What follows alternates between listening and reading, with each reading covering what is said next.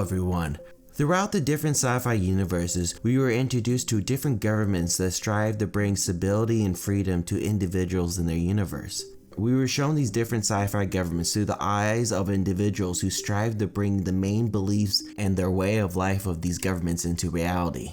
Government factions such as the Federation, the System Commonwealth, the Republic, and the Interstellar Alliance are good examples of governments that are at the center point of civil society and represent the good of their universe. The question is, which one of these governments would be ideal to live in, even if you're a trader in the outskirts of their territory or merchants that live in the core planets? We're not going to be looking at if these governments survive because all societies rise and fall. It's just a matter of time when it happens. And also we're not going to be looking at how advanced these governments are. The main objective is to find the best government. In this video, we won't be looking at these governments when they're at war, because during those times, their society and military would be different than when they were at peace. For example, I'll be choosing the Federation how they were displayed in Next Generation, because during this time, the Federation was not at war, and we got to see the different types of life in the Federation society. When we're comparing these four governments, we'll be looking at the four characteristics of what makes a powerful republic, such as does every planet have a voice in their government? Are they given the ability to self-govern? How united are the members of the government? And lastly, are they capable of defending themselves from outside threats? Each government will be ranked from 1 to 10 for each characteristic. 1 will be the worst and 10 will be the best. At the end of this video, we'll total up the points to find out which one is the best sci-fi government.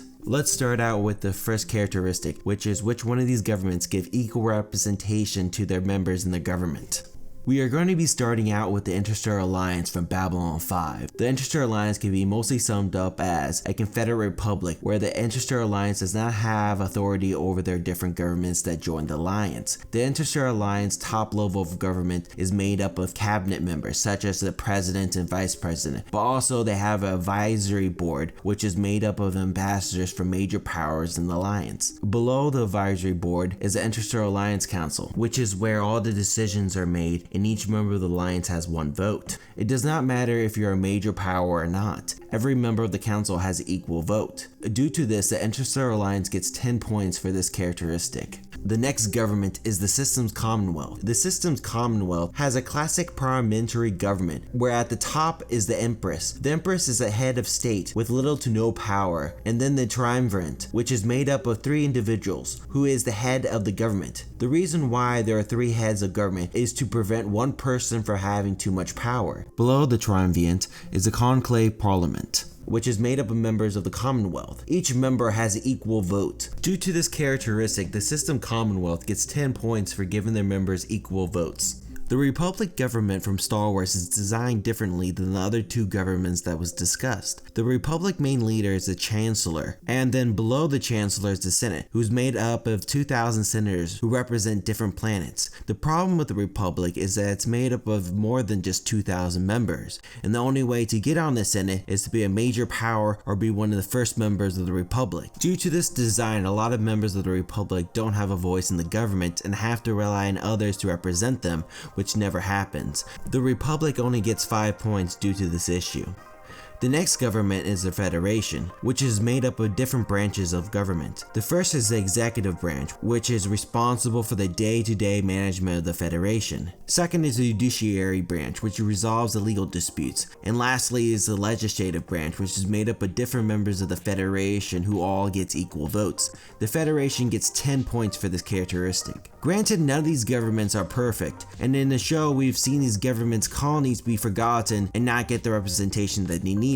But overall, these governments are fair to their people. The next characteristic is do these governments allow their members to self-govern? The Federation, the Systems Commonwealth, and the Republic all have laws that every single member must obey, but they do allow their members to create local laws as long as they don't conflict with the main government's laws. All 3 of these governments get 8 points. The Interstellar Alliance, on the other hand, is less involved with their members, but they do have laws to keep the peace between them, so the Interstellar Alliance gets 9 points. It's true that too much self-governance can lead to less unity, and this leads us perfectly to our next characteristic, which is how united are these governments.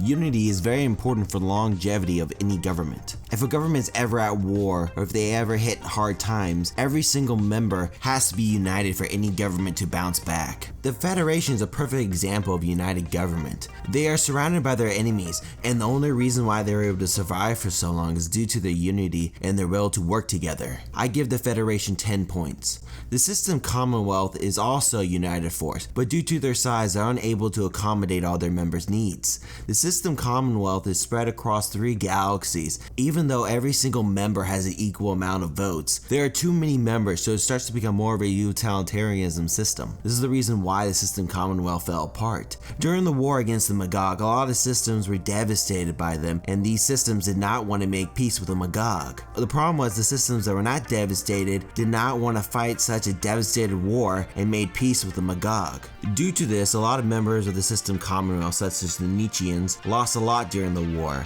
Didn't tolerate being overruled by other members and made it their mission to overthrow the system Commonwealth, which brought the end of this great government. I give the system Commonwealth 7 points to be fair. We all know the Republic from Star Wars has some problems due to only allowing a select few worlds to represent themselves in the Senate. Due to this, there's been a lot of moments in Republic history of fighting. What helped keep the Republic alive are the Jedi who kept its stability. I give the Republic 6 points. I also give the Interstellar Alliance 6 points as well because the members of the Alliance are only loyal to their own and not to the Alliance itself. That's why the Rangers' main job is to patrol the borders of the different members of the Alliance to keep the peace and of course protect them from outside invaders. The last characteristic is which one of these governments can defend themselves against invaders. This is a very important characteristic because the main reason why these governments lasted for so long is the members are willing to stay with these governments due to the security and safety they provide. The system Commonwealth gets 9 points due to having a strong military, which is the main reason why governments chose to join or stay with the system Commonwealth. Granted, it does not mean that the military cannot be beaten because the first time we were introduced to the Commonwealth military was when they were being overrun by Nietzscheans. Eventually we found out that the Commonwealth was destroyed due to a civil war.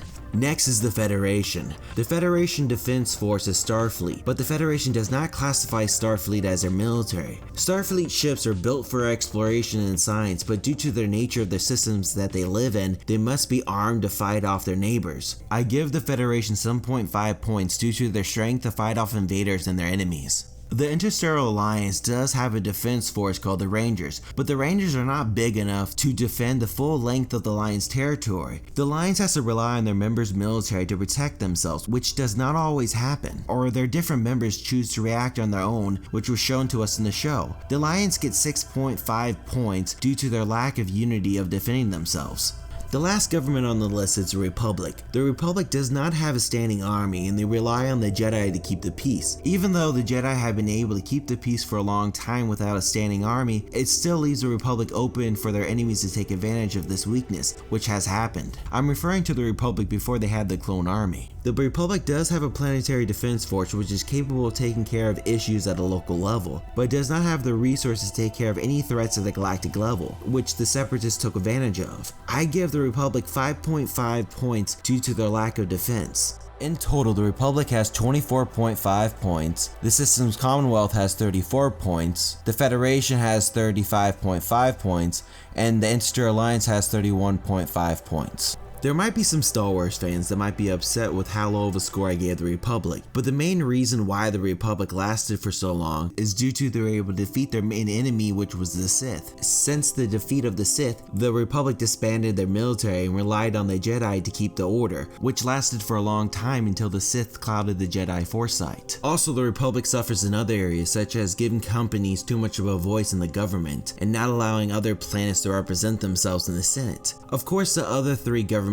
on the list are not perfect either. The Federation needs to strengthen their ships to fight off their enemies, which we saw in the show Deep Space Nine that they started to strengthen their ships. The system Commonwealth got too big to consider all their members' needs, and it could be said that their military was weakened due to the size of their territory. Lastly, the Interstellar Alliance's main fault is their lack of unity, which is mostly due to the way their government was structured, which was structured that way to entice more governments to join the Alliance. But governments like the Earth Alliance still question their membership centuries later. I would love to hear your thoughts in the comment section below. Also, let me know how you would rank these governments and why. If you enjoyed this video, then you might enjoy these other 2 videos on the screen.